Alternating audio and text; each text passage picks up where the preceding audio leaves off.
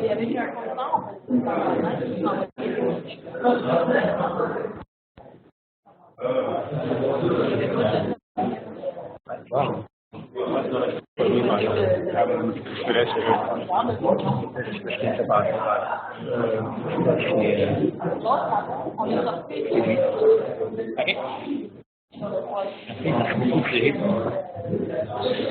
Alors, bonjour tout le monde.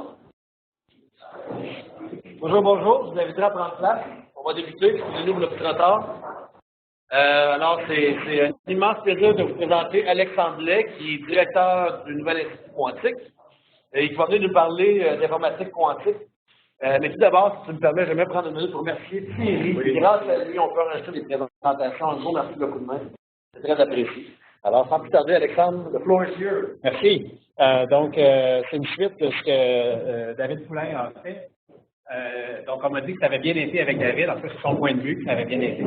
Ça, c'est votre point de vue aussi. Je vais essayer de juste monter le standard. On me dirait à la fin si j'ai réussi. Donc, l'objectif, c'est de parler d'information quantique, mais c'est surtout, plutôt que de faire une présentation, c'est de faire une discussion. Donc, je vous encourage à poser des questions. J'ai un gros paquet de slides. L'objectif, c'est pas de passer à travers un paquet de slides. Vous avez compris quelque chose à la fin. OK? Puis même avant la fin, ça serait bien aussi. Donc, le sous-titre, c'est comment profiter d'étrangetés quantiques.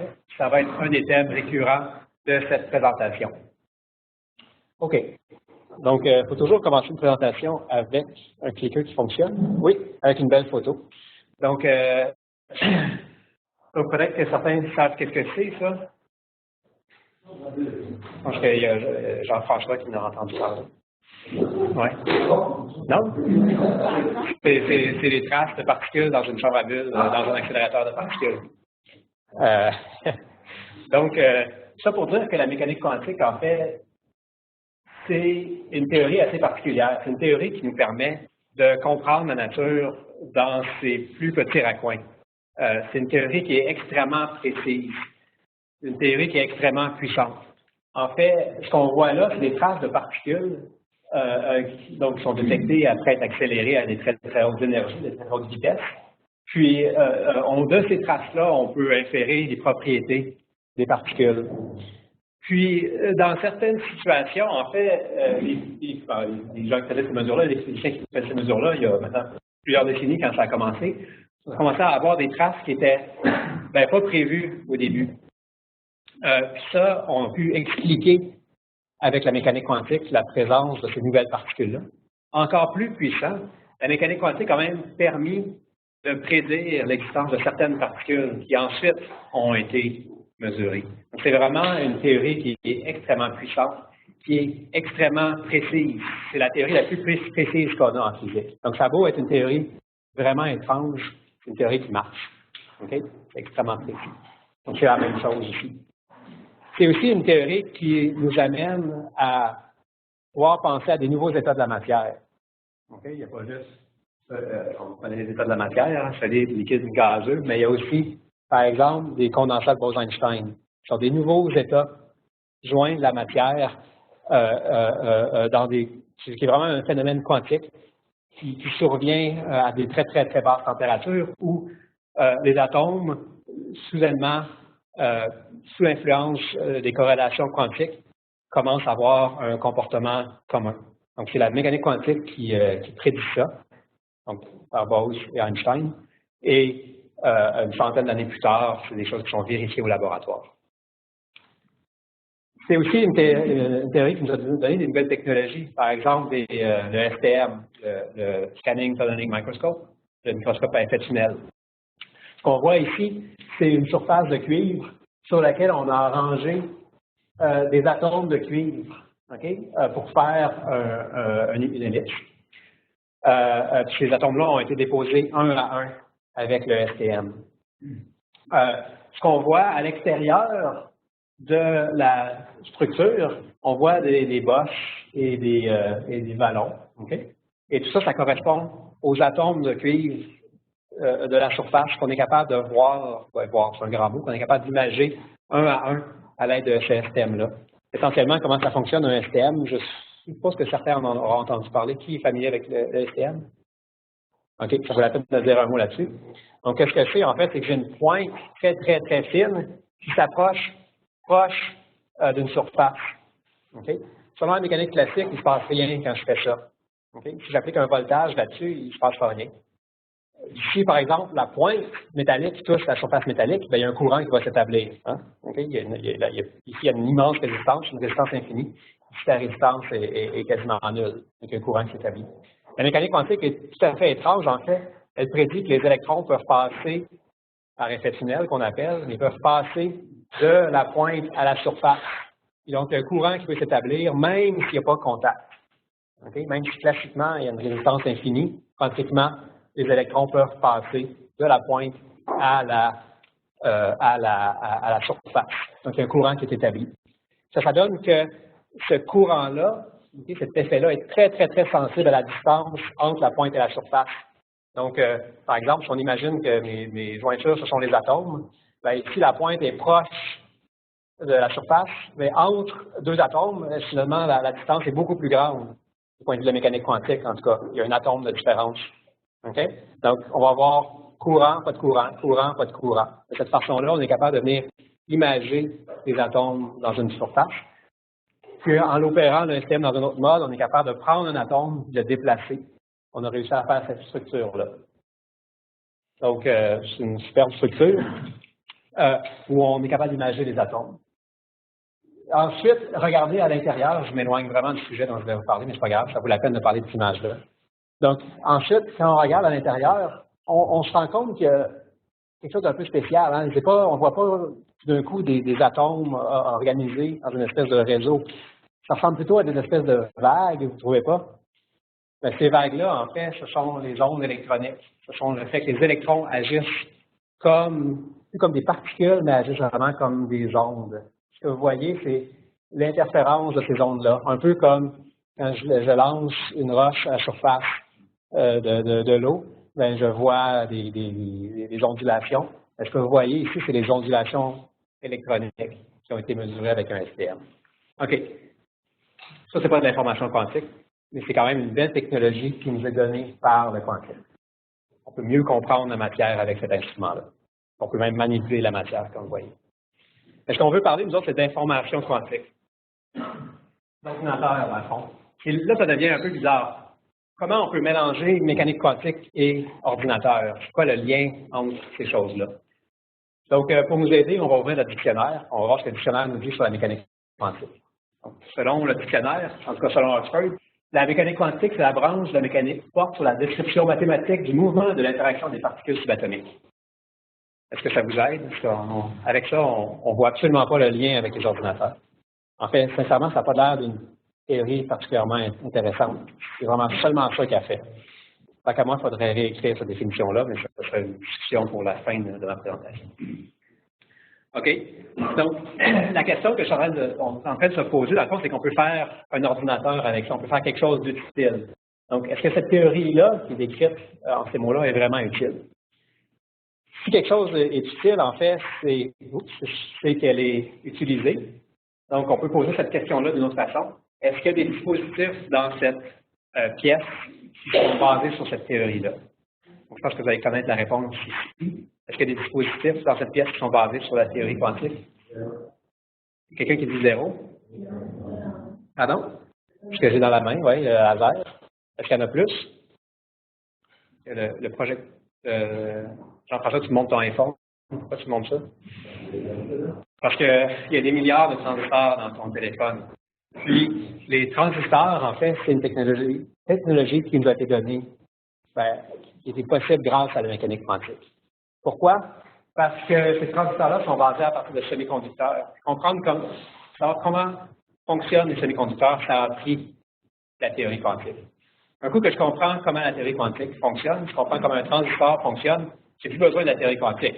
Okay? Il n'y a pas rien de particulièrement étrange qui se passe dans ça. C'est extrêmement complexe, mais c'est pas particulièrement étrange.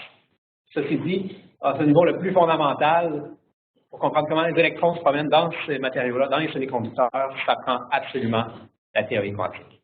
Donc, c'est la théorie quantique qui a permis de faire la révolution technologique qu'on a aujourd'hui. Donc, ça, c'est une image d'un CPU récent de Intel. Comme on a dit juste avant, il y a aussi les lasers qui sont un autre cadeau de la mécanique quantique. OK? Donc, quand je présente cette slide-là à des étudiants en physique, je leur demande c'est quoi le problème physique avec ça. La bonne réponse, c'est évidemment que la lumière interagit très, très mal avec elle-même, donc il n'y a aucune raison qu'elle s'en aille dans une autre direction. Ça, c'est pour une autre, c'est pour une autre fois. Ça, c'est l'examen à la fin. Pardon? Je ne vois pas la lentille, c'est ça.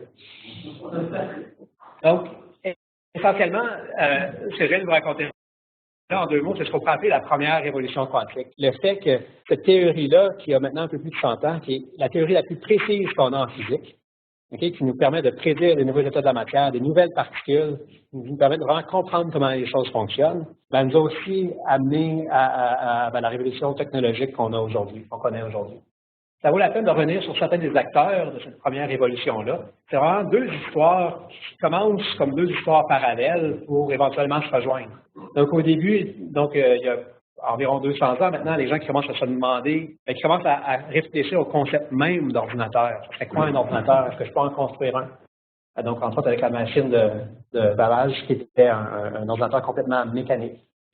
Ça nous a amené au ENIAC avec ces fameux tubes à vide assez gros, assez gigantesques, donc des ordinateurs qui prennent des pièces entières.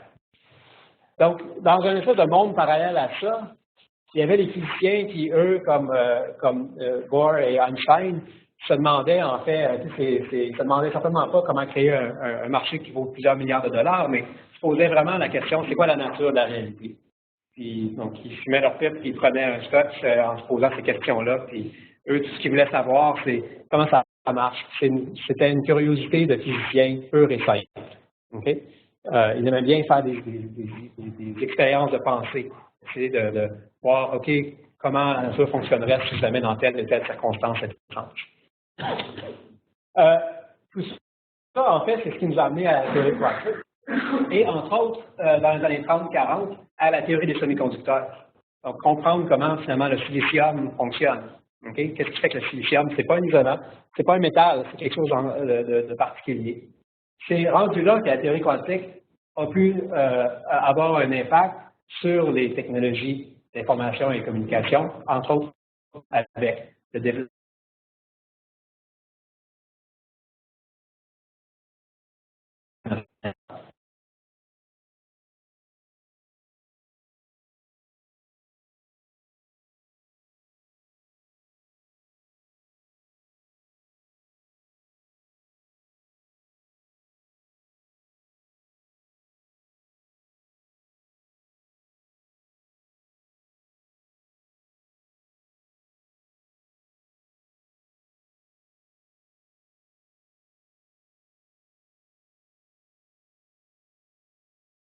Cet échange-là entre technologie de l'information, l'aspect génie, l'aspect physique, pourrait être beaucoup plus fort. En fait, qu'on profiterait à joindre ces efforts-là de façon beaucoup plus rapprochée.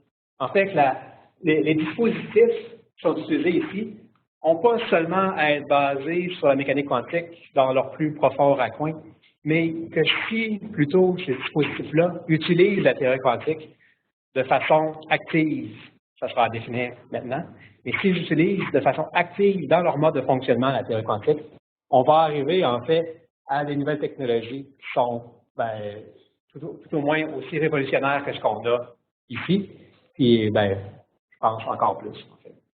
Donc l'objectif de la présentation, c'est de vous expliquer qu'est-ce que c'est cette seconde flèche-là. Pourquoi on s'intéresse à cette flèche-là? Il y a plusieurs raisons. Ces raisons-là varient d'une personne à l'autre. Mais une des raisons de base, en fait, c'est qu'on n'a pas le choix. Il faut qu'on pense à ça parce qu'il y a la loi de Moore. La loi de Moore, que vous connaissez probablement tous, nous dit que la densité de transistors augmente exponentiellement, essentiellement double à chaque 18 mois, c'est ça, avec les années.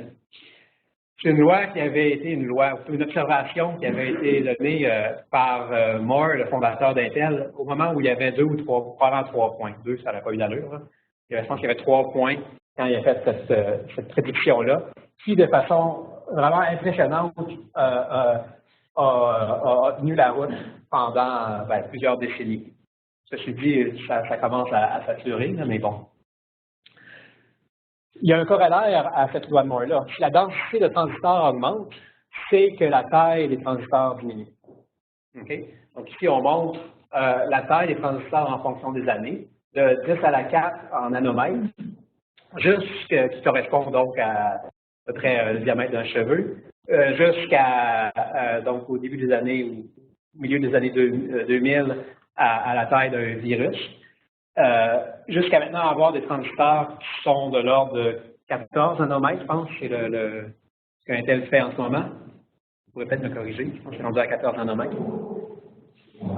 Et donc, évidemment, si on continue cette tendance-là, et c'est l'objectif, on se rend compte en fait que d'ici une quinzaine d'années, peut-être, les transistors auront la taille d'un seul atome de silicium, qui est de l'ordre de l'angstrom, donc de point quelque chose nanomètre. Là, il faut se poser une question. Si j'ai un transistor qui est composé d'un seul atome, qu'un seul atome de large, qu'est-ce que ça veut dire? Si la théorie quantique est la théorie de l'infiniment petit, ce transistor-là rentre pas mal dans cette catégorie-là. Qu'est-ce que ça veut dire pour le fonctionnement du transistor? Est-ce que le transistor va encore fonctionner comme un transistor avec ses caractéristiques standards qui est aussi petit que ça? La réponse, c'est non. Ça, c'est bien connu par Intel et compagnie. Ils voient ça comme un immense défi. Le fait que, comme les composantes fractices, les effets quantiques vont apparaître. Entre autres, un truc simple à dire, si j'ai deux fils, si j'ai du courant qui se fait dans deux fils et ces fils-là se rapprochent, éventuellement, il va y avoir l'effet tunnel, on en a parlé. Okay? Il y a un électron qui est exposé se promener ici pourrait venir à se promener là. Ça, on appelle ça une erreur dans un ordinateur. Donc, il peut y avoir des erreurs dues aux effets quantiques. Donc, il y a deux points de vue. On peut voir la mécanique quantique comme une catastrophe pour la technologie, puis dire, OK, on essaie d'éviter la mécanique quantique à tout prix. Ou il y a un autre point de vue, en fait. On pourrait se dire, plutôt, utilisons ça à notre avantage, faisons des technologies qui vont utiliser activement, plutôt que d'éviter, on va utiliser activement ces effets-là. Donc, pourquoi est-ce qu'on s'intéresse à cette seconde révolution quantique? Il y a plusieurs réponses, parce qu'on n'a pas le choix. La réponse qui va nous intéresser davantage aujourd'hui et dans les prochaines semaines, c'est parce que c'est intéressant, parce que ça offre une puissance de calcul plus grande si on utilise les effets quantiques. On peut faire des nouvelles choses, des choses en fait qui seraient impossibles à faire sans quantique, la téléportation quantique, la cryptographie quantique, donc la sécurité absolue grâce à quantique. Pour le physicien, ça pourrait être simplement, je vais mieux comprendre comment la théorie quantique fonctionne. Donc, en certain sens, je vais mieux comprendre comment le monde fonctionne. Parce que construire un ordinateur quantique, c'est nécessairement construire quelque chose qui a une certaine taille. Hein? Un ordinateur, c'est pas un truc subatomique. Okay? C'est pas un truc minuscule. Donc, d'une certaine façon, pour créer l'ordinateur quantique, toutes les autres technologies quantiques, je dois aller au-delà de la définition du dictionnaire de ce qu'on entend par mécanique quantique. La mécanique quantique, ça ne devient plus la théorie de l'infiniment petit. Okay? Donc ça, quand on vient changer la définition d'une théorie, ça veut dire qu'on est en train de comprendre quelque chose. Et en soi, ça, c'est intéressant. OK? Est-ce que ça va? Le plan de match. Ça, c'est le plan de match pour les prochaines heures. Donc, avant de parler d'info quantique, je pense qu'il faut parler d'info classique pour revenir sur des notions de base, qu'on adopte le même langage. Ensuite, je vais parler d'info quantique. C'est quoi l'unité fondamentale? Je vais parler de qu'est-ce qui se passe quand on lit ou on manipule l'information quantique. Les tâches qu'on trouve tout à fait banales dans un cas classique. Classique, par ça, je veux dire mon ordinateur, votre iPhone, l'information standard. Puis ensuite, on va introduire le concept le plus étrange de la théorie quantique, c'est ce qu'on appelle l'intrication ou l'enchevêtrement. On va voir les conséquences de ça. Puis ensuite, on va voir pourquoi c'est si difficile, pourquoi on n'a pas d'ordinateur quantique aujourd'hui, c'est quoi les défis. Puis un mot-clé derrière ça, c'est le concept de décohérence. Donc ensuite, si le temps le permet, je pourrais toucher un peu à des réalisations expérimentales, mais ça, c'est vraiment Michel Thiroux-Lazière qui, dans les prochaines semaines, prendra la relève. Donc, on verra si on a le temps ou pas. OK, on commence avec l'information classique. Donc, j'espère que vous allez être vraiment ennuyé dans les 5 prochaines minutes. Ça veut dire que vous connaissez déjà tout ça. Ça va bien partir. Donc, si vous ennuyez maintenant, c'est parfait. Si vous vous ennuyez pas, ben, posez-moi des questions. Donc, c'est quoi l'unité fondamentale de l'information classique? C'est le binary digit, le bit, qu'on va appeler de façon standard comme 0 et 1. Évidemment, 0 et 1, c'est juste une convention. Ça peut être de l'eau qui coule dans un tuyau ou qui ne coule pas. Je peux construire un ordinateur avec ça. Je peux encoder l'information. Peu importe comment je l'encode, je vais appeler ça 0 et 1. OK? Donc, ça, c'est ma belle représentation d'un transistor. Donc, un transistor va être dans l'état 0. Et si une propriété intéressante de l'information classique de ces transistors-là en particulier, c'est que si je le mets dans l'état 0 au début, ben, après un certain temps, il va être encore dans l'état 0. OK? C'est une bonne mémoire, finalement. OK? Ça, c'est assez ennuyant. Donc, il y a d'autres choses qui sont assez ennuyantes, qu'on prend pour acquis, en fait, mais qui deviennent tout à fait différentes dans le contexte quantique. L'information classique peut facilement être lue. Vous regardez tous notre présentation en ce moment. OK? On peut bien la lire, pas de problème. Je pourrais vous donner une copie, ça va me faire plaisir de le faire d'ailleurs, à tout le monde de ma présentation. On prend ça pour acquis. D'ailleurs, je vous suggère de faire des backups. On peut aussi protéger l'information. Okay? Entre autres parce qu'on peut copier l'information, je peux dupliquer l'information, de cette façon-là, je peux faire la correction d'erreur. Okay? Donc, on reviendra là-dessus dans le contexte quantique. Maintenant, un bit, ce n'est pas particulièrement intéressant, j'aimerais en avoir plusieurs, il y en a environ 1 milliard dans cet ordinateur-là. Donc, ici, n bits, n arbitraire. Le premier peut être 0 et 1, donc 2 possibilités, etc. Et quand j'en ai n de ces transistors-là, j'ai évidemment 2 à la n possibilités pour ces n transistors-là. Okay? Ça, c'est les états logiques possibles d'un ordinateur à n bits. Donc, évidemment, un ordinateur classique, il y a un nombre exponentiel de possibilités, mais une seule de ces possibilités-là est réalisée à la fois.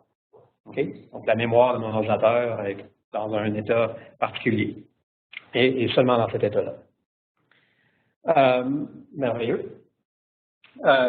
Maintenant, j'aimerais ça faire des calculs sur cet ordinateur-là. Donc, qu'est-ce que je vais faire, c'est que je vais prendre une entrée, je vais prendre une chaîne de bits, et je vais faire des manipulations dessus, je vais revenir sur les manipulations qu'on peut faire, et à la fin, je vais avoir une nouvelle chaîne de bits, une nouvelle chaîne de 0 et de 1, ça va être la sortie. Donc, le calcul, ça va être, du point de vue du physicien, le calcul, c'est donc entrée-sortie, mais ça va être l'évolution d'un système physique dans le temps, okay? De son entrée jusqu'à la fin. Donc, c'est un terme qui va être important plus tard. Le calcul, ça va être l'évolution d'un système physique, de l'entrée jusqu'à la sortie. Donc, une chaîne de bits qu'on va prendre standard jusqu'à une autre chaîne de bits qui est une réponse que j'espère intéressante. C'est bon? Je suppose que je ne vais pas trop vite maintenant. Si je vais trop vite, c'est bon. OK, maintenant, je vais manipuler cette information-là. Je vais faire des opérations logiques.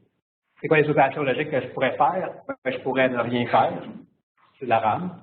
Donc, 0 reste 0 et 1 reste 1. Merveilleux. Je pourrais faire le non. Parfait. 0 devient 1, 1 devient 0. Plus intéressant quand je combine les bits ensemble pour faire, par exemple, le et. Donc, le C, c'est le et de A et B. Donc, voici la table de vérité. Ou le ou, etc. Donc, un ordinateur, qu'est-ce que c'est? C'est un appareil qui a un certain nombre de bits et qui fait des opérations de base sur ces bits-là. Ces opérations de base-là sont typiquement le nom, le NAND, en fait, qui est le nom et le fan-out, qui est la copie.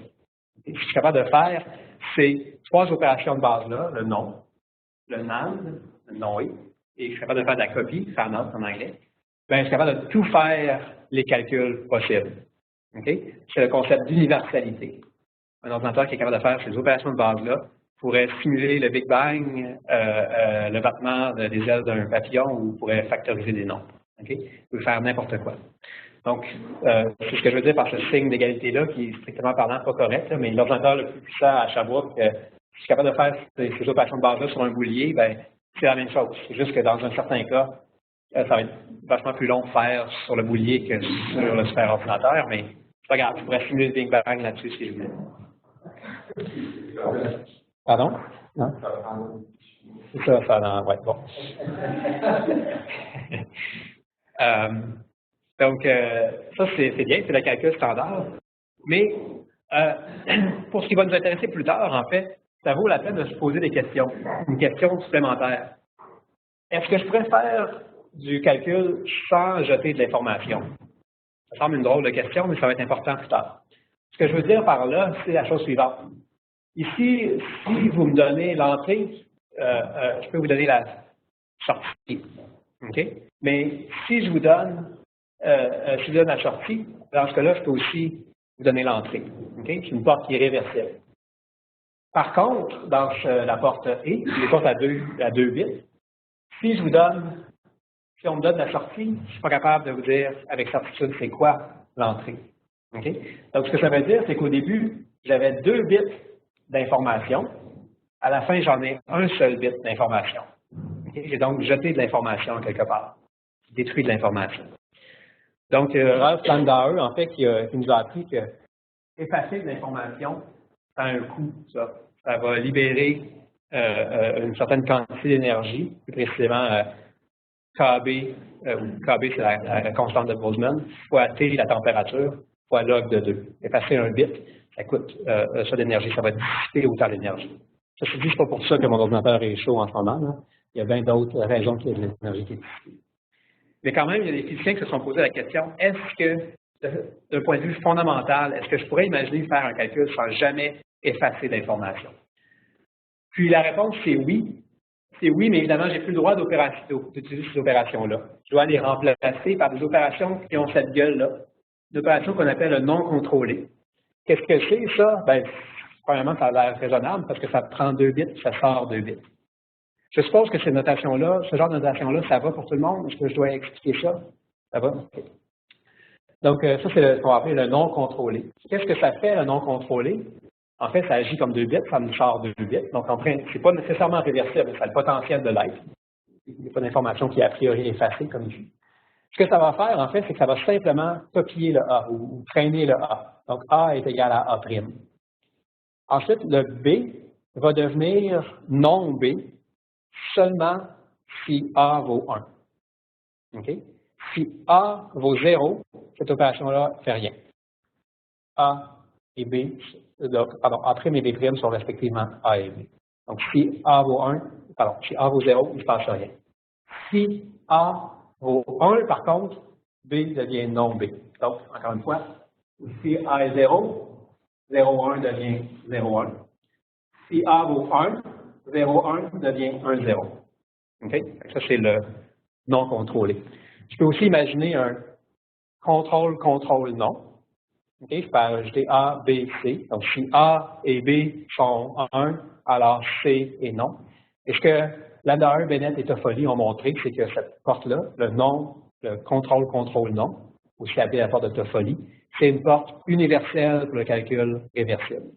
Si je suis capable de seulement faire ça, je suis capable de simuler le Big Bang, puis je suis capable de faire ce qu'on essaie de dire plutôt.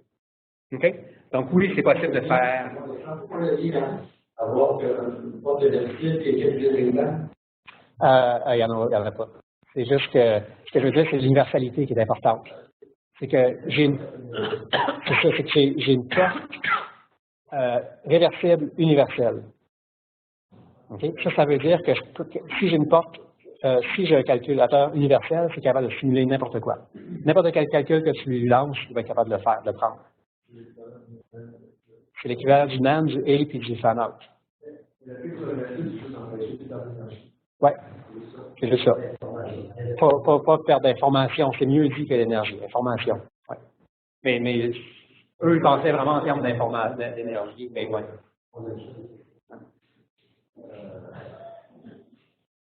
On a tout à la force, il y a un et après, il y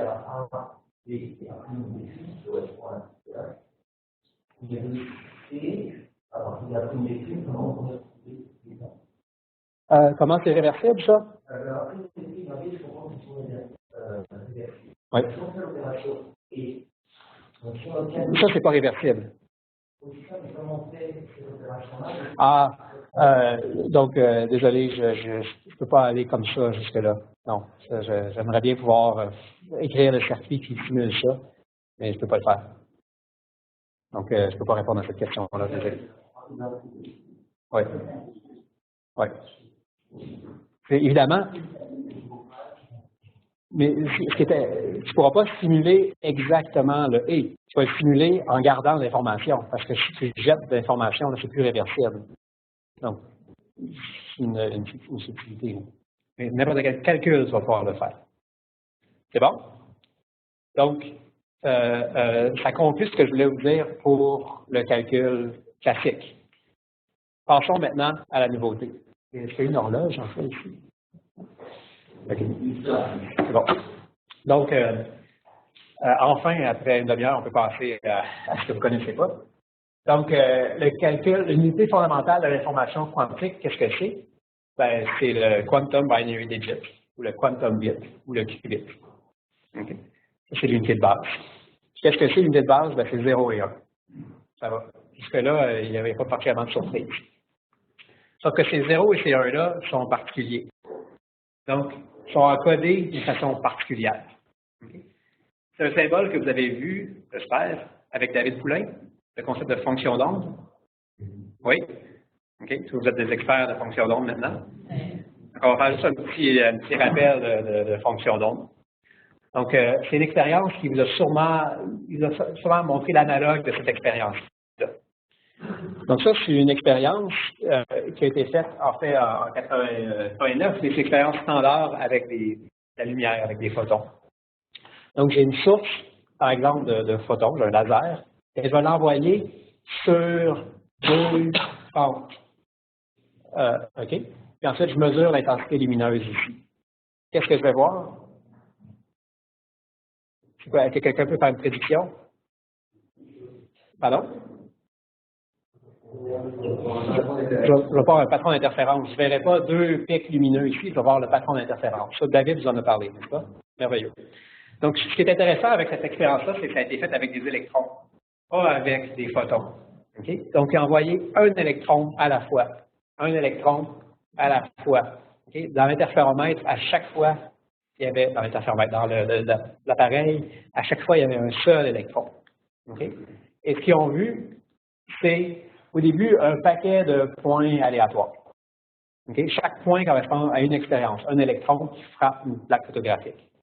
Donc, j'espère que c'est assez visible. Donc, on va continuer à intégrer le signal. Je vais continuer à augmenter le nombre d'électrons. Ça a l'air complètement aléatoire. Ça l'est complètement aléatoire. Parce que chaque électron, la probabilité qu'il atterrisse à une place ou l'autre, c'est complètement aléatoire.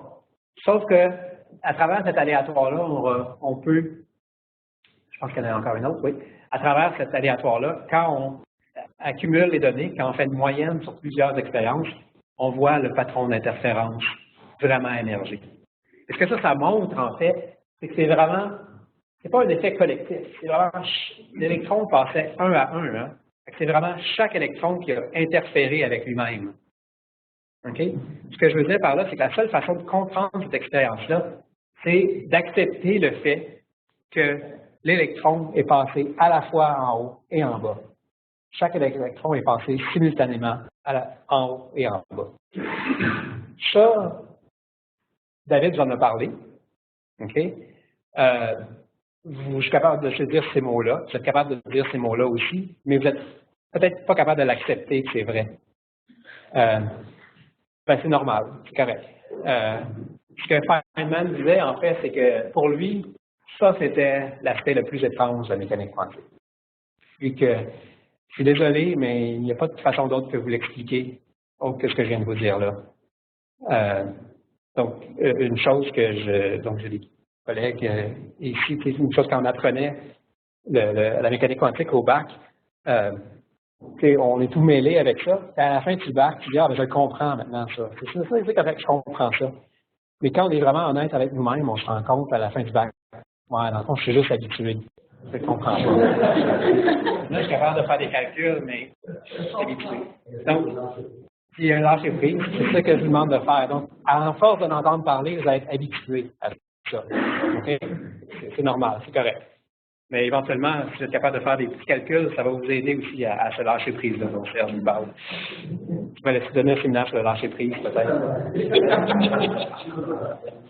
Donc, l'électron avait décrit par une fonction d'onde quand il passe par en haut. L'électron est décrit par une fonction d'onde quand il passe par en bas. Mais ce que j'ai dit, c'est qu'il y a les deux simultanément. Et la façon de d'écrire ça mathématiquement, c'est de dire que l'électron était dans une superposition d'être en haut et en bas. Mathématiquement, on écrit ça comme la fonction d'onde en haut, plus la fonction d'onde en bas. OK? Ça correspond en fait à l'interférence constructive. Quand il y a les franges d'interférence sont maximales, sont très lumineuses.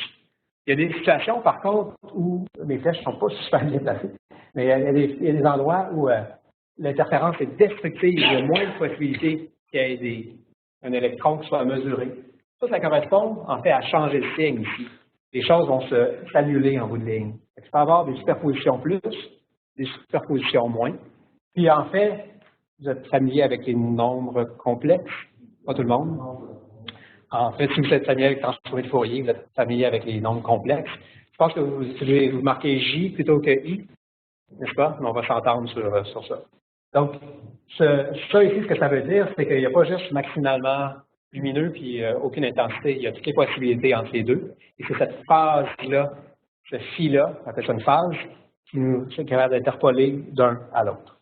Donc, on a une superposition d'états où le signe même de cette superposition-là peut changer. OK? Prenons notre qubit. Ici, notre qubit, on pourrait, bon, je reviens à notre qubit. Le qubit, comme l'électron, peut être dans son état 0, il peut être dans son état 1, mais ce qui est spécial, OK, ça va être représenté par une fonction d'onde que je vais appeler ψ0, qui va être la façon de représenter un bit quantique, ça va être par sa fonction d'onde, ψ0, ψ1. Je ne serais pas trop surpris maintenant d'apprendre qu'ils peuvent être dans une superposition d'états. Okay? Comme les électrons qui passent en haut et en bas, le qubit, le bit quantique peut être dans une superposition d'un et l'autre. Ça va, ça? Est-ce que vous êtes prêt à accepter de jouer avec ça? Si vous acceptez ça, à partir de maintenant, on regarde les conséquences que ça a. Okay? Mais il faut accepter de jouer avec ça. Oui? Je suis d'accord sur la superposition d'état. Si on change la base pour une rotation, je ne suis pas capable de rendre un seul. Oui, on peut faire ça. Donc, c'est vraiment, ce que tu dis, en fait, c'est que c'est de l'algèbre linéaire qu'on est en train de faire. Puis, je peux regarder mes vecteurs dans une base ou dans une autre. C'est correct. Ça dépend de la base. Mais ce qui est important, c'est que moi, à bout de ligne, quand je vais faire une mesure, quand je vais faire un calcul, à la fin, je vais m'intéresser à ce qui se passe dans la base 0,1. C'est là que l'information elle est. Donc, il y a une superposition dans cette base-là qui m'intéresse, la base de calcul. C'est là que c'est important. Non. Ça veut juste dire qu'il y a différentes bases, puis qu'un état compliqué dans une base a l'air simple dans l'autre, mais qu'un état simple dans celui-là a l'air compliqué dans l'autre. Ces bases-là sont très utiles. On pense comme ça, effectivement, on fait des changements de base comme ça, quand on veut comprendre comment le calcul fonctionne. Oui. Ce qui est important, c'est ce que j'ai dit, c'est à la fin, c'est quoi la mesure? Qu'est-ce que je mesure? Qu'est-ce que j'observe? J'observe des 0 et des 1. Je n'observe pas la base des tranches. J'observe des 0 et 1. C'est ça qui est important. OK? Donc, j'aimerais ça utiliser un langage un peu plus simple que des lettres grecques. On va se limiter les lettres grecques au maximum. Donc, je vais changer de symbole pour les qubits. Donc, plutôt que des fonctions d'onde 0, fonctions d'onde 1, quand vous allez voir ce symbole-là, un 0 dans ce drôle de symbole-là, c'est ça que je vais vouloir appeler un 0. Okay? Quand vous allez voir ce drôle de symbole-là, ça va représenter un qubit dans l'état 1. Okay? Puis les amis physiciens vont trouver ça bien drôle que j'ai introduit cette notation-là.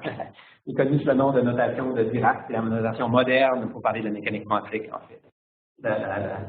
La méthode moins moderne, c'est de parler en termes de fonction d'onde. Maintenant, on parle plutôt en termes notation Dirac comme ça.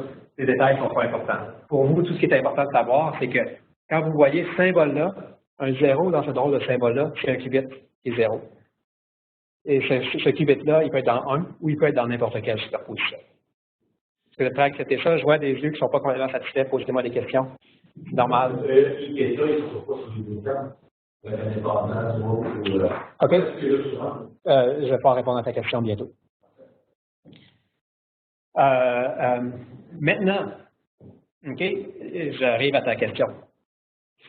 J'arrive Non, c'est parce que j'ai pas de. Je vais faire je suis habitué de voir ma prochaine slide. Puis là, je suis en recopie vidéo. Fait que j'ai comme des fois, j'ai des surprises. C'est ça. Donc, excellent. Donc, ce qubit-là, OK, il peut être dans une superposition. Sauf qu'il ne pourrait ne pas l'être dans une superposition. C'est tout à fait légal pour un qubit d'être dans l'état juste 0 ou dans l'état juste 1. OK? C'est pour ça que je viens de rajouter des lettres ici, A et B. Okay? Si A vaut 1 et B vaut 0, ça c'est une façon plate ou une façon compliquée, pardon, de dire le qubit est dans l'état 0. Est-ce que vous êtes d'accord avec ça? Si A vaut 1 et B vaut 0, ça c'est la façon la plus compliquée qu'un physicien peut imaginer de dire que le qubit est dans l'état 0. Parce que ça, c'est absent. Okay? À l'inverse, si A est 0 et B vaut 1, bien là, c'est la façon compliquée de dire que le qubit est dans l'état 1. Sauf que je peux avoir A est égal à B. Okay? C'est ça qui est spécial avec la mécanique quantique. C'est ça qui est spécial. Je peux avoir A est égal à B. C'est-à-dire que c'est autant de chances que ce soit 0 ou 1.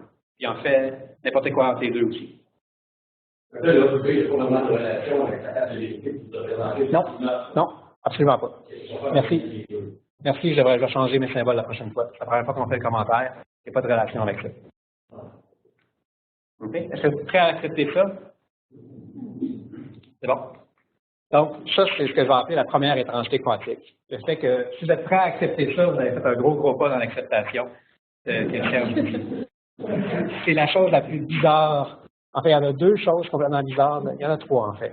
On va parler de trois choses. Ça, c'est la première. Oui. Ouais. Ça veut dire un qubit dans l'état 1. Oui. Mais la phrase, donc, c'est indépendamment de la phrase. Ben, ce qui est spécial, c'est que il y a seulement. C'est ça, dans le fond, en regardant ça ici, ce qu'on voit, c'est qu'un qubit, c'est un peu ennuyant. C'est comme un bit ordinaire. Il peut juste être 0 ou 1. Mais on va changer un ou par un et, il peut être 0 et 1 maintenant. Donc, il y a deux possibilités, 0, 1. Il y a n'importe quel. Je pense que je ne réponds pas à ta question. En fait. La question, c'est qu'en fait, si je mets A égale 1, je vais continuer, ça donne un petit 0. Si égale 0, ça donne un petit 0, je vais voir ce que c'est. Ouais. Si A égale 0 et B égale 1, ouais. on n'est pas tout à fait dans le même temps. Oui, OK.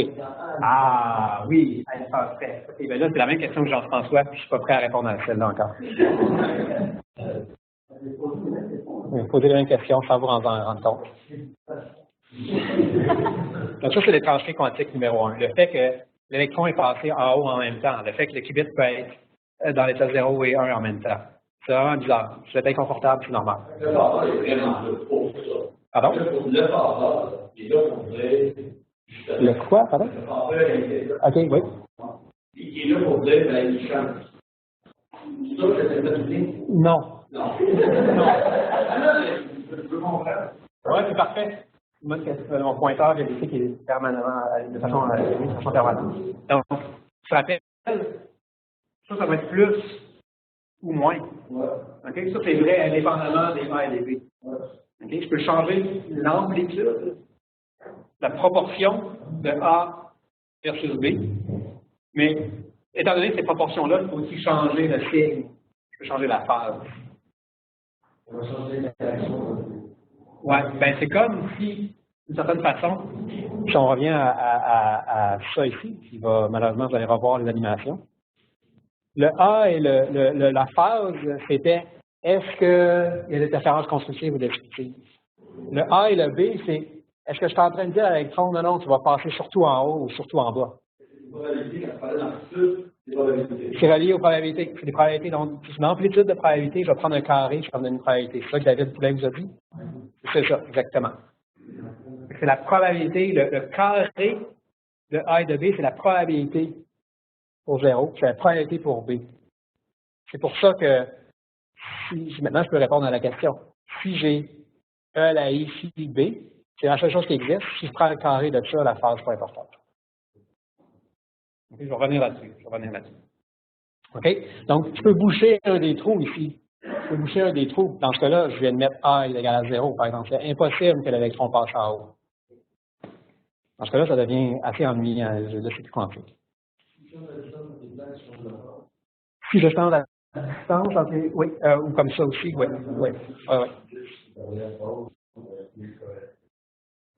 Oui, si je fais une phase aléatoire. S'il y a du bruit. Oui. Moi, je ne veux pas parler de bruit aujourd'hui, par exemple. Oui. Merci, c'est pas. Il faut s'amener en ma théorie, il y a l'expérimental. L'expérimental nous montre la réalisation de la probabilité. Ouais. C'est la mesure, c'est peut-être un carré de la fondation. Alors, moi, ces ondes. La phase est cachée, on la perd dans l'expérience. Sauf quand on fait bien des belles. Et c'est ça qui là, la phase, on ne voit pas avec grand change, parce que la majorité des expériences de phase est cachée. Ben, on la voit quand même ici, là, on la voit se promener. Ouais.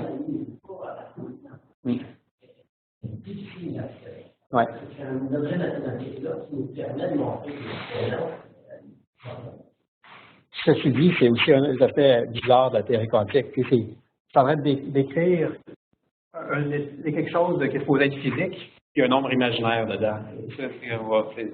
Ça a dérangé pas mal de physiciens. Là. Un nombre imaginaire, c'est pas supposé rentrer dans quelque chose de physique. Là. Il n'y a rien d'imaginaire au laboratoire. C'est très, très réel. On prend un carré à la fin, donc c'est correct. OK? Donc, voici l'étranger quantique numéro 1. Je pense que j'ai le temps de continuer. OK, maintenant, regardons une seconde partie de l'étrangeté. Qu'est-ce qui se passe si je fais une mesure? Vous êtes tous en train de faire une mesure dans mon langage, vous êtes en train de regarder de l'information. Okay? Vous mesurez ma présentation, vous mesurez ma voix, la couleur de ma chemise. Tout ça, c'est une mesure. Hein, je fais mesurer un qubit. Qu'est-ce que c'est la mesure? Dans le fond, pourquoi je veux faire ça dans un ordinateur quantique? C'est que si je ne fais pas de mesure, ça ne sert à rien de faire un calcul. Donc, la mesure, ça va être le résultat du calcul.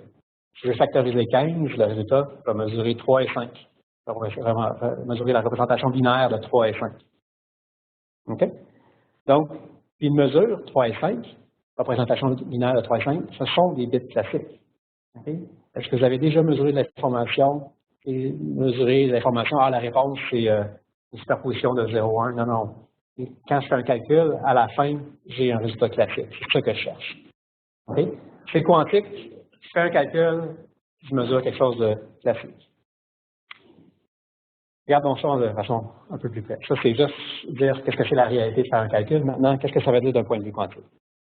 Donc, mon cliqueur fait toutes sortes de choses bizarres. Donc, ce que je veux dire, c'est que si au début je suis dans l'état 0 et je fais la mesure, ben, à la fin, ce que je vais obtenir comme résultat, c'est 0.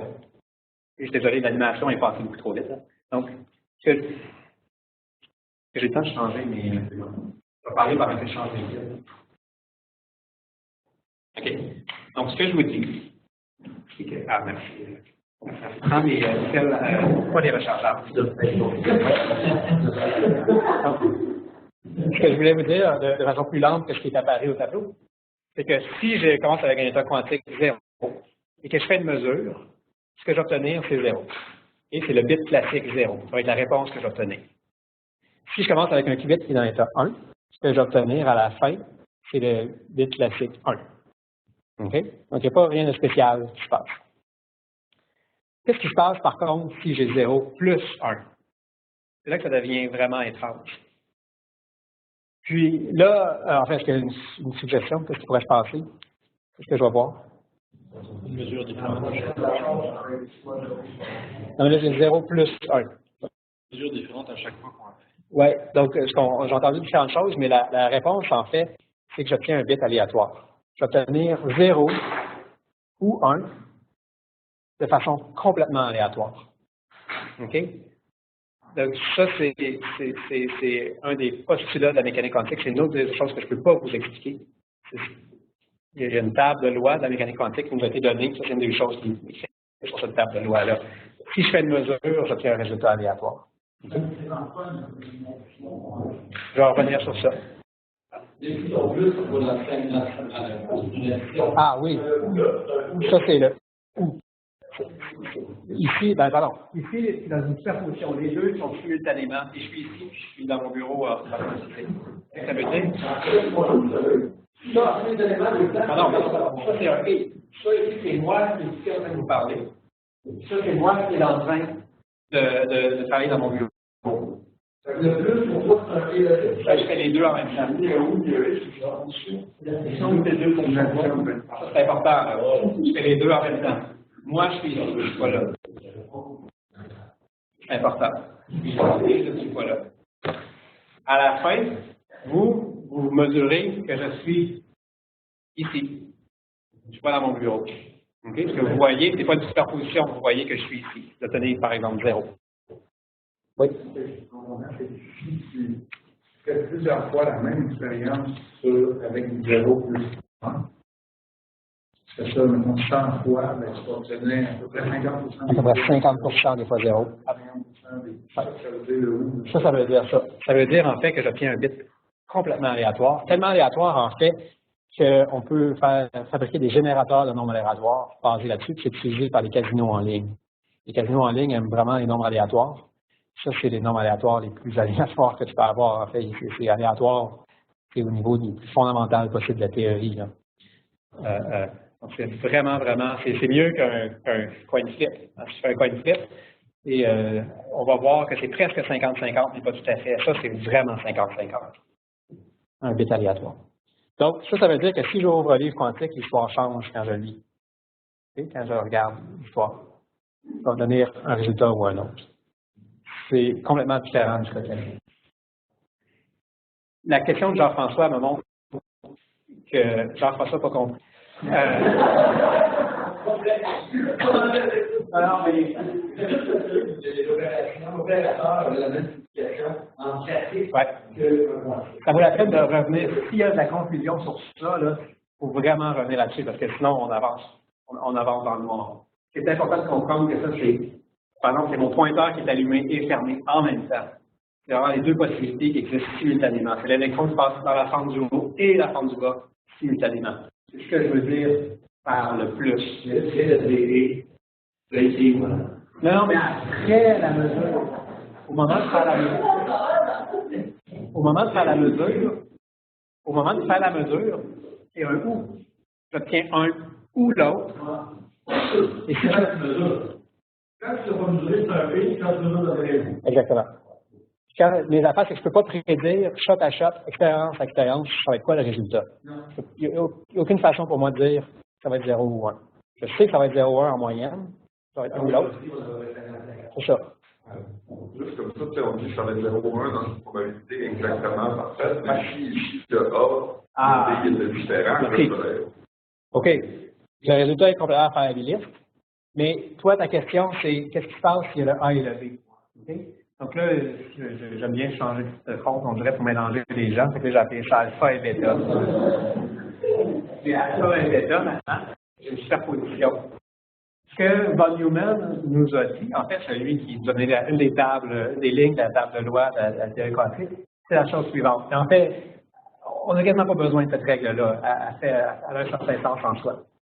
Il nous a dit que si j'ai alpha 0 plus bêta 1, la probabilité d'obtenir 0, c'est la norme au carré d'alpha. C'est le carré de alpha.